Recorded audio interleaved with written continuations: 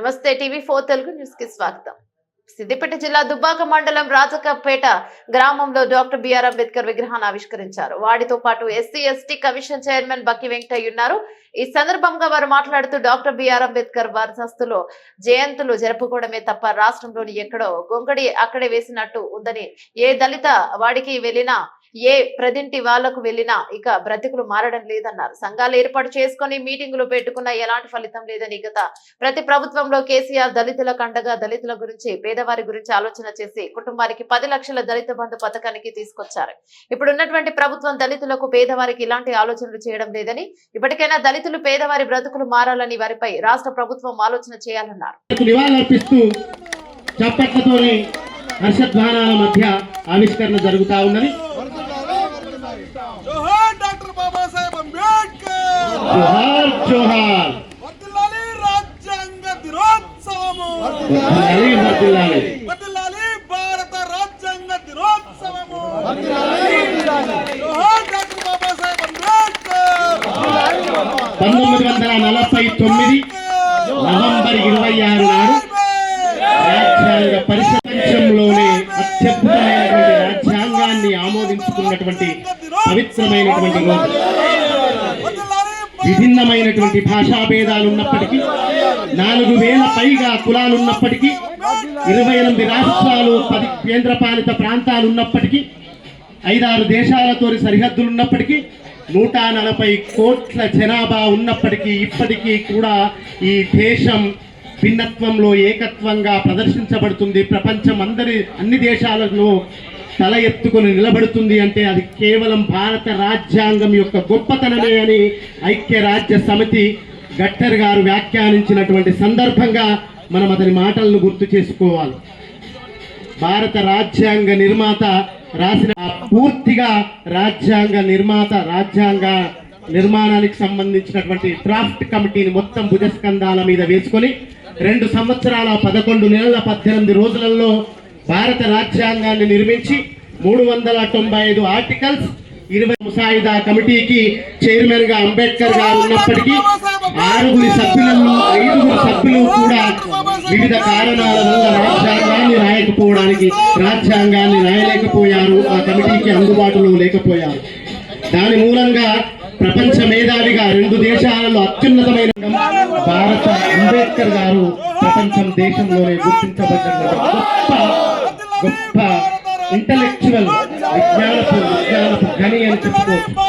అంబేద్కర్ గారు దాదాపుగా ఆయన అత్యంత తక్కువ సమయంలోనే ప్రపంచ నాలెడ్జ్ డేగా పాల్గొన్నటువంటి గౌరవనీయులు పెద్దలందరికీ కూడా 125 పేజీలతో కూడుకున్నటువంటి ప్రతిని కొందరికైనా అందివ్వాలి.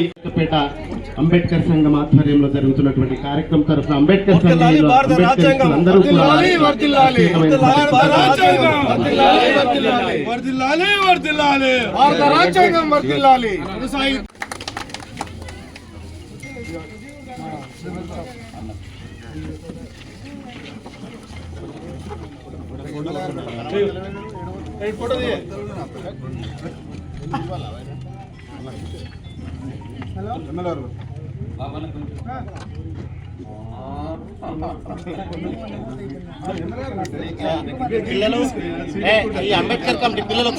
పుట్టినరోజు వర్ధంతులు జరుపుకుంటూనే ఉంటాం, మహనీయుని గురించి మాట్లాడుతూనే ఉంటాం. కానీ ఎక్కడేసిన గొంగడ అక్కడనే ఉన్నది. ఈరోజు ఏ దళితవాడకి వెళ్ళినా, ఏ పేదవారి ఇంటికి వెళ్ళినా వాళ్ళ బతుకులు మాత్రం మారతలేవు. ఎన్నో స్లోగన్లు తీసుకుంటూ పోతున్నాం, రకరకాల మీటింగులు పెట్టుకుంటున్నాం, సంఘాలు ఏర్పరచుకుంటున్నాం, దేశం అంతటా ప్రపంచం అంతటా చేస్తున్నాం. కానీ మరి ఎక్కడైంది గొంగడ మాత్రం అక్కడే ఉంది, కానీ ముందుకు పోతలేదు. మరి ఈ సమస్యలన్నిటికీ మరి పరిష్కారం ఏది? ఆ పరిష్కారమే మనకు కావాలి. ఇప్పుడు వర్ధంతులు జయంతులతోటి మనం వాళ్ళను స్మరించుకుంటాం తప్ప ఈ మన బతుకులు బాగుపడడానికి పరిష్కార మార్గాలు ఆలోచించాల్సిన అవసరం ప్రతి ఒక్క పౌరుని మీద ఉన్నది. మరి భవిష్యత్తులో కూడా ఉన్నోడేమో ఉన్నట్టే పెద్దగా అయిపోతున్నాడు, 100 కోట్ల లక్షల కోట్లకు పోతున్నాడు. పేదవాడు మాత్రం పేదవాడికి అదే పూరి గుడిసెలు ఉన్నాడు తప్ప మరి ముందుకు పోతలేడు.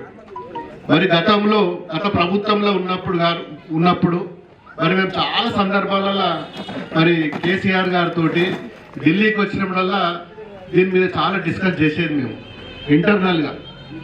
ఎట్లా సార్ మరి వీళ్ళ భవిష్యత్తులో ఎట్లా బాగుపడాలి, ఎట్లా ముందుకు పోవాలి, మరి మనం ఏదో ఒకటి మన రాష్ట్రం నుంచి ఒక మంచి కార్యక్రమం మనమే స్టార్ట్ చేయాలని చెప్పి అప్పుడు దళిత బంధు తెచ్చింది కూడా మరి దళితుల కోసమే వాస్తవంగా కూడా. అలా ఏ కల్మిషమో లేకపోతే ఇంకేదో లేదు, కొంతైనా కొంత లాభం జరుగుతుంది, ఓ 10 లక్షలు కుటుంబానికి ఇస్తే బాగుపడుతుంది అని చెప్పి మరి అప్పుడు కుటుంబానికి ఒక యూనిట్కు 10 లక్షల రూపాయలు ఇస్తే ఏదో ఒకటి పెట్టుకొని వాళ్ళ భవిష్యత్తు బాగుపడుతుందని చెప్పి మరి గొప్ప ఆలోచన వచ్చిన మన నాయకుడు కేసీఆర్ గారు. మరి ఏది ఏమైనా రాజకీయాలకు అతీతంగా ఎవరో ఒకరు ముందుకు రావాలని చెప్పి అప్పుడు మాతో డూకే డిస్కస్ చేసేది. ఎవరో ఒకరు వద్దామా, అయితే లేకపోతే లేదు, ఒకటి చేద్దాం మనం అని చెప్పి చాలా సందర్భాలలో ఆయన మాట్లాడేది. ఏదో రాజకీయం కోసమో ఓట్ల కోసమో చేసిన పథకం కాదని. మరి నా రిక్వెస్ట్ ఏంటంటే మరి ఆ పథకాన్ని కూడా మనం ఈరోజు కొనసాగించినట్టయితే ఈ అంబేద్కర్ 75వ ఈ మనం రాజ్యాంగం దినోత్సవం సందర్భంగా మరి ఇప్పటి ప్రభుత్వాలు కూడా అలాంటి ఒక మంచి పథకం అదంటే అదే కాకుండా కానీ ఏదో ఒకటి తూతూ మంత్రం చేసి ఎస్సీలకు ఇది ఇచ్చినాం అది ఇచ్చినాం అని చెప్పి పేపర్ల మీద రాసుకొని ఫండ్స్ రిలీజ్ చేసుకుంటున్నాం కానీ మరి వాళ్ళకి అందట్లేదు. మరి దాన్ని ప్రణాళికాబద్ధంగా ఎవరో ఒకరు ముందుకు వచ్చి మరి దీన్ని ముందుకు తీసుకెళ్లాలని చెప్పి కూడా ఈ 75 సంవత్సరాలు ముగింపు కార్యక్రమంలో మనం ఇక్కడ నుంచి చేసుకుంటున్నాం. 75 సంవత్సరాలు వెళ్ళిపోతున్నాయి, ఎంటర్ అవుతున్నామా వెళ్ళిపోతున్నాం, మనం ఎంటర్ అవుతున్నాం. మరి 75 సంవత్సరాలకు ఎంటర్ అవుతున్నాం. మరి కనీసం ఇప్పటికైనా మరి వాళ్ళ బతుకులు వాళ్ళ జీవితాలు బాగుపడాలని చెప్పి ఆ భగవంతుని అంబేద్కర్ను మనం భగవంతుడి లెక్కనే పూజిస్తాం. మరి ఆ భగవంతుడే మార్గం చూపించాలి మనకు. భగవంతుడు ఎక్కడో లేడు, మనం కళ్ళ ముంగట్నే మన దగ్గరనే ఉన్నాడు. మరి అంబేద్కర్ రూపకంగా ఇవాళ భగవంతుడు ఆయనని మనకు జ్ఞానోదయం చేయాలని చెప్పి మరి అంబేద్కర్ని కూడా నేను నిండు మనసుతోటి కోరుకుంటూ మరి నన్ను ఇక్కడ ఆహ్వానించిన ప్రతి ఒక్కరికి పెద్దలందరికీ కూడా పేరు పేరున ధన్యవాదాలు తెలుపుకుంటూ భవిష్యత్తులో కూడా మరి నా వంతు ఒక యాజ్ ఎమ్మెల్యేగా నా వంతు కూడా ఖచ్చితంగా మరి మా దళితుల కోసం పేదవారి కోసం మరి కృషి చేస్తానని చెప్పి 75 సంవత్సరాల ఈ రాజ్యాంగం రోజు సందర్భంగా నేను కూడా ఇక్కడ నుంచి మీ అందరి ముందు కూర్చొని మాట ఇస్తున్నా. నాకు ఏ అవకాశం వచ్చినా దేవుడు నన్ను బతికిస్తే ఖచ్చితంగా వారి కోసం కృషి చేస్తా అని చెప్పి మరి అంబేద్కర్ సాక్షిగా నేను చెప్తున్నా. నా వంతు ఎంతో కొంత సహాయం కూడా నా వంతు కూడా నేను పేదవారి కోసం సహాయం చేస్తా అని చెప్పి సందర్భంగా మీ అందరికీ కూడా నేను విన్నవించుకుంటూ నాకు ఈ అవకాశం ఇచ్చిన పెద్దలందరికీ మరొకసారి ధన్యవాదాలు. జై భీమ్.